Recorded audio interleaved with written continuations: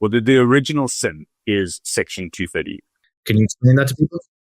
Section 230 is an American law that absolved the platforms from liability for stuff that is published on their platforms. And so this was an extension, or I don't know if it was exactly law, but the principle was that if you used the telephone to plan an illegal act, you couldn't hold the telephone company liable for that, right? And so under that premise, they then extended that to the social media platform, which is complete bullshit, right? And that's the original sin that fucked the world up. Right. That actually is that lack of accountability, because what we're saying and why it's different, right? If you plan a genocide, or if you produce hate speech, or threaten to kill someone, or threaten to rape someone, right, which are everyday occurrences for people in my team, right? Yeah. Section 230, and then you have an algorithm which picks that up and then promotes that to other people who might want to jump on that bandwagon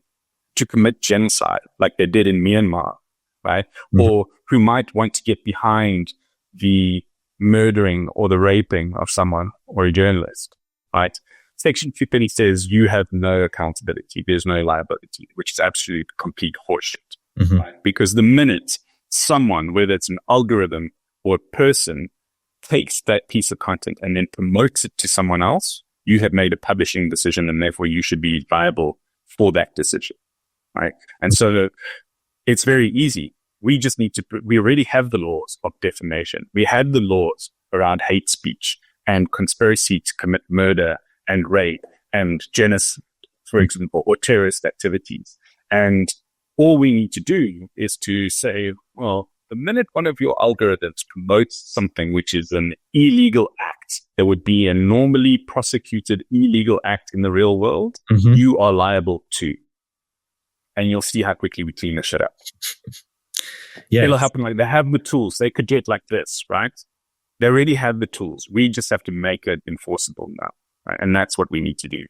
Absolutely. And let's not forget that the lack of accountability that was afforded by Section 230 meant they didn't have to invest that much in cleaning up the crap that is on their platform, which means their profits are larger, which means they can invest those profits into more productive tech and resources that gives them a greater dominance into the space where we now see 97% of all advertising, digital advertising in South Africa and many countries going to just 3 companies. Yeah. Right? Yeah.